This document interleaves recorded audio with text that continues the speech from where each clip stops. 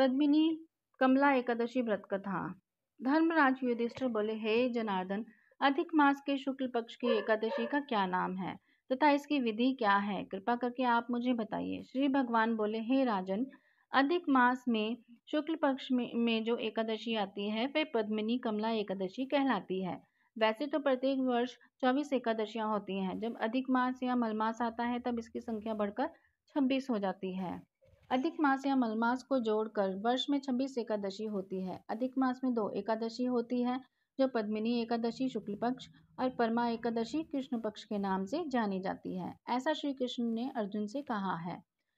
भगवान श्री कृष्ण ने अर्जुन को इस व्रत की कथा बताई थी। भगवान कृष्ण बोले, मल मास में अनेक पुण्यों को देने वाली एकादशी का नाम पद्मिनी है। इसका व्रत करने पर मनुष्य कीर्ति प्राप्त करके वैकुंठ को जाता है, जो मनुष्यों के लिए भी दुर्लभ है।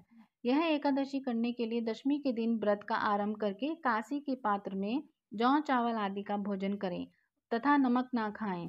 भूमि पर सोएं और ब्रह्मचार्य व्रत का पालन करें। एकादशी के दिन ब्रह्म मुहूर्त में शौच आदि से निवृत्त होकर दंत धावन करें और जल के 12 कुल्ले करके शुद्ध हो जाएं। सूर्योदय होने के पूर्व उत्तम तीर्थ में स्नान करने जाएं। इसमें गोबर, मिट्टी, तिल तथा कुशा व आंवले के चूर्ण से विधि पूर्वक स्नान करें। श्वेत वस्त्र धारण करके भगवान विष्णु के मंदिर जाकर पूजा अर्चना करें।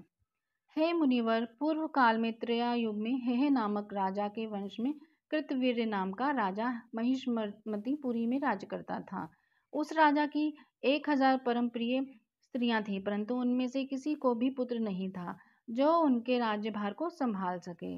देवता, पितृ, सिद्ध तथा अनेक चिकित्सकों आदि से राजा ने पुत्र प्राप्ति के लिए काफी प्रयत्न किए, लेकिन सब असफल रहे।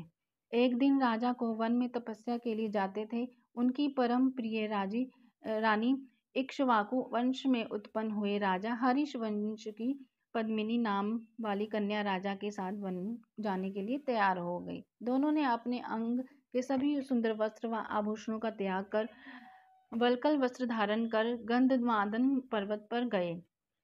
राजा ने उस पर्वत पर 10,000 वर्ष तप किया, परंतु फिर भी पुत्र प्राप्ति नहीं हुई। तब पतिव्रता रानी कमल नयनी पद्मिनी ने अनुसुआ ने कहा, 12 मास से अधिक महत्वपूर्ण मलमास होता है, जो 32 मास पश्चात आता है। इसमें द्वादशी युक्त पद्मिनी शुक्ल पक्ष का एकादशी का जागरण कर समेत व्रत करने से तुम्हारी सभी मनोकामनाएं पूर्ण होगी। इस व्रत को करने से पुत्र देने वाले भगवान तुम पर प्रसन्न होकर तुम्हें शीघ्र ही पुत्र प्रदान करेंगे। रानी पद्मिनी ने पुत्र प्राप्ति की इच्छा से एकादशी का व्रत किया।